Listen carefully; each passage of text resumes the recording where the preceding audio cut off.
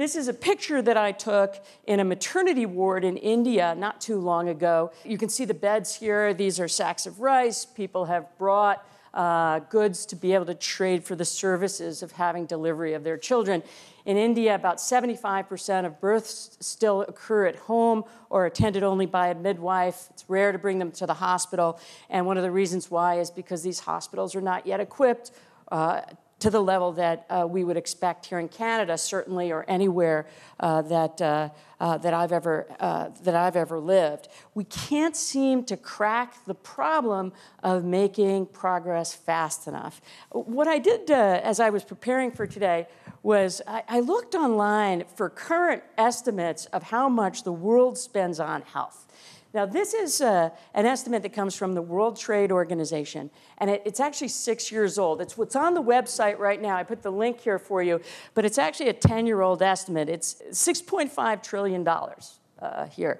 Today, we spend about $10.5 trillion. This is according to some consultancies and think tanks that publish a number. The World Bank says it's maybe about 7.4 trillion, maybe a little less than that. We don't really know is the answer, but it's a lot. It's expensive. Our healthcare system is expensive. It's also unequal. This is an estimate from the World Bank of how much is spent in the United States. This year, $9,403 per person per year, almost $10,000 per person per year on healthcare, and in Eritrea, $25, and the lowest number associated with Madagascar at $14 per year. So the takeaways so far, it's expensive. We spend about 10% of world income on healthcare. It's getting more expensive. Per person spending in countries like ours, Canada, the United States, and Switzerland is going up about 10% in the last 6 years, and it's unequal. 84% of healthcare around the world is spent, the healthcare budget is spent in OECD countries, wealthier countries here. What if we spent the same amount as we spent in Switzerland, which has nominally the best healthcare system? Certainly the most is spent there, $9,674 per year. What if we spent that same amount in the United States, in Canada, in Eritrea, in Madagascar, everywhere in the world? Could we afford it? Could we afford that? Here. So to do this thought experiment, I just looked up the number of people on the planet. We have 7.4 billion, and I multiplied it out, and it comes out to $72 trillion here. Now, to get some sense of how affordable that is, I also looked up this morning current gross world income. Okay, so here's what I'd like to ask you to imagine. Let's imagine that all of us, together with the Chan Zuckerbergs and the Bill Gates and everybody, took all our income for a single year and devoted it to this problem, to paying for healthcare for everyone so that we could get everyone an equal level of healthcare, and that was really good quality care, like what's available in Switzerland. How much would it cost? It would cost $72 trillion. But how much money would we have if we pooled all the money that we made in a single year? World income now is $73 trillion. We can't afford it. In fact, we can't really even afford our own healthcare system in our own countries right now. This is unsustainable even for us in a place like Canada. It's unfair and it has to be fixed. And my best answer to what we need to do is to think differently. Thinking differently, it seems like that's too small. That's too small a thing. It's too easy to change. But I want to argue here that by thinking differently about what we're doing, that we can actually get to a better answer here. I would like to ask you, if you would, to please raise your hand if you feel you're healthy. Oh my gosh, I think actually everybody in the room has raised their hands. That's wonderful. That's fantastic. Here's the World Health Organization's definition of health. Health is a state of complete physical, mental, and social well-being, and not merely the absence of disease or infirmity. Complete mental and social well-being. That means no eyeglasses, no bruises, no cuts, no no concerns, really. No stress, no worries, no neurosis. How many of you would be healthy by this definition? One person, you raised your hand in the back, but sir, forgive me for saying so, but you're wearing eyeglasses, and eyeglasses would make you unhealthy by this definition. So please put your hand down.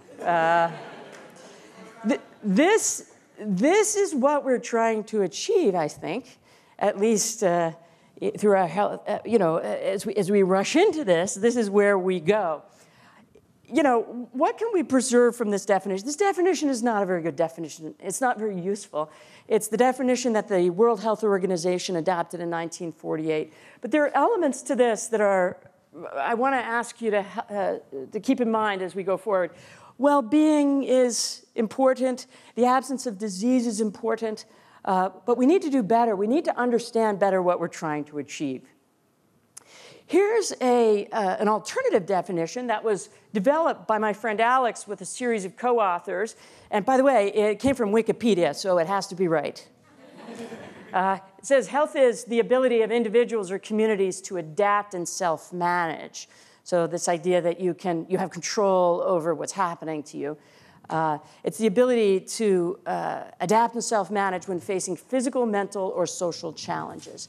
And when Alex talks about this now, he talks about resilience, the ability to bounce back. In fact, I also wear eyeglasses, and my glasses broke at the temple this morning, but I still feel healthy. In other words, I still have enough resilience that I feel healthy. In fact, this morning I actually have a cold, but I still would have raised my hand. I would have said that I feel healthy because I feel like I have the ability to deal with it, And that's what this definition is offering us, health as the ability to adapt. And we need to understand that better. That's the first thing that we need to do to improve the healthcare and health of the poor and even of ourselves. We have to focus on health and not healthcare. We can't afford to propagate our system, not at the level at which it's operating right now. It's too expensive. It's getting more expensive. It's not delivering the health outcomes that we always want, as we heard this morning, and it's not fair. So we have to do better. And the first thing that I want to say we have to do is to focus on health and not healthcare. So let's turn now to some other opportunities that are on the table that are sitting right before us right now, where we can make a difference. This is a chart that shows the causes of death for everybody, the young and the old. About 12% of global deaths, more or less, maybe about 10%, 12%, are from injuries. And injuries predominantly affect the young here. We can do better with injuries. Let me just move forward for a moment talking about injuries. I'll come back to the other bars on this chart in just a moment here. Injuries are car accidents. This last year, tremendous increase in drug overdoses, war, suicides, homicides, drownings, falls, burnings, and poisoning. I'd like to ask you to think, for example, first about car accidents in a place like Canada or the United States, where car accidents certainly are common, but not nearly as common in places of poverty. Our roads, our system of transportation was designed on ideas and principles that were developed decades ago. The roads in Toronto and in most major cities were in place years ago. In fact, in some instances, even before we had tarmac, even before we had paving on the roadways. In many of these places of poverty, there is no established road system that is robust. In other words, you can change the roads around.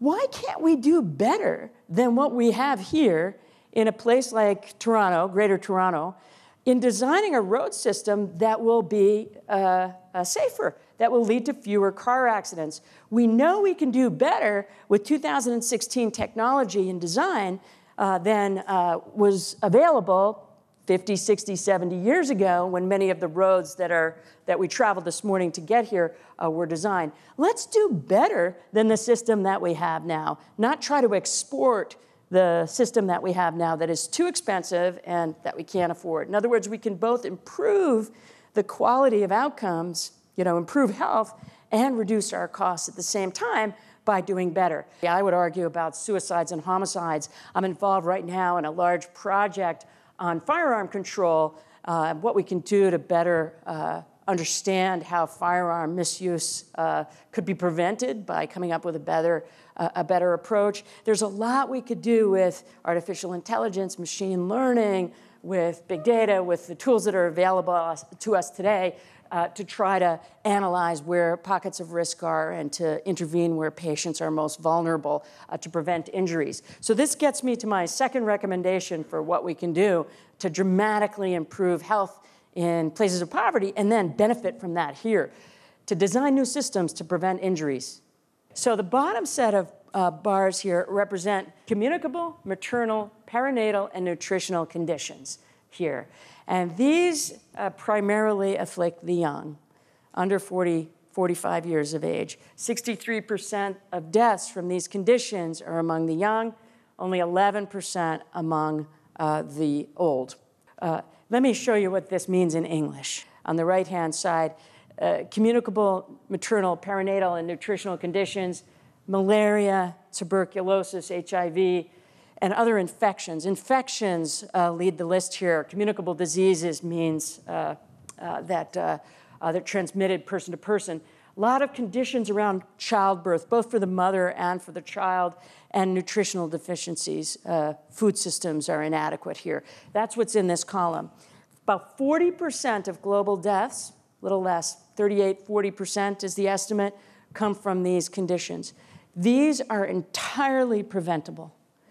By preventing transmission of malaria or tuberculosis, not only among ourselves, but in the case of malaria, of course, from mosquitoes, we can completely elevate and improve health. Now, this is where our healthcare system is actually strongest. This is where the system that we have in Canada and the United States and Switzerland actually performs pretty well. About 15% of our healthcare bill in a place like Canada is spent on healthcare for the young, and we do quite a good job compared to some of the other areas, and in particular, healthcare for the old, which I'll talk about in conclusion. So this area is where we can do better. We have to reduce the costs. A couple of years ago, I did a study on the average cost of an incubator, a neonatal incubator here in Toronto, and it's many thousands of dollars. One model was $37,000. We know we can get incubators, neonatal incubators for newborn babies for way less than that in places of poverty. We can get them for $100, less than that are almost as effective as what we have here. We need to radically reduce the cost of all this stuff that we need in order to be able to do a good job here. But this is the place where we can intervene right away by improving and aggressively disseminating healthcare for the young. And of course, many organizations are doing this. We've got to do more, though. Finally, this middle set of bars, non-communicable diseases. These mainly afflict the old, people like me and older. In fact, an estimated 83% of our healthcare budget in Canada is spent on people who are over 65 years of age, 83% here. This is where our healthcare system is wildly broken. The diseases that are in this category, there's quite a lot of them, but the main ones, most of us, unfortunately, are going to die of cardiovascular disease, heart attacks, or cancers. Respiratory diseases like asthma are also on the list, but the really predominant causes of death in our setting is cardiovascular disease and cancer, and it's wildly expensive. It's unaffordably and unsustainably expensive, and it's not the best health care that we can do. There's a book here that by Atul Gawande called Being Mortal that I'm happy to lend to anyone who wants to read it. This is a great book. I was transformed by this book. What Gawande does in this book is he talks about how our healthcare system will drive families and elders to spend tremendous amounts of money for a 10% chance of extending their lives a little bit without realizing that they have a 90% chance of shortening their lives by doing the procedure here. In other words, our healthcare system is really broken in terms of the way that we that we deal with elder care. Most elders die alone or without the attention they need in hospital or in assisted living facilities or nursing homes here. Now, compare that with the system for elder care in indigenous communities. Elders are in the center of communities in many indigenous cultures. They're integrated, they're judges, they're counselors, they have wisdom, they're surrounded by. We have to go into settings of poverty if we want to make a difference and improve health and learn about how to take care of our elders by keeping them in the center of their communities. We have to learn how to both make our healthcare system more effective and less expensive by providing people with tools to self-manage, to adapt, to be resilient. I would love it if this room a few years from now were filled with elders, and when I asked the question, "Are you healthy?" they all raise their hands here. So this leads me to my final point. The big opportunity in global health is to support elders in their communities and to bring those insights back to our system here in Canada and in Switzerland and in the United States. All right, let me conclude. If we do these 4 things, improve our systems while tending to the poor, here, focus on health, not healthcare, design new systems to prevent injuries, lower the costs, improve and aggressively disseminate healthcare for the young, and support our elders better, we can unlock the human potential, not just of half the world's population that's living in poverty, but of ourselves as well. Thank you very much.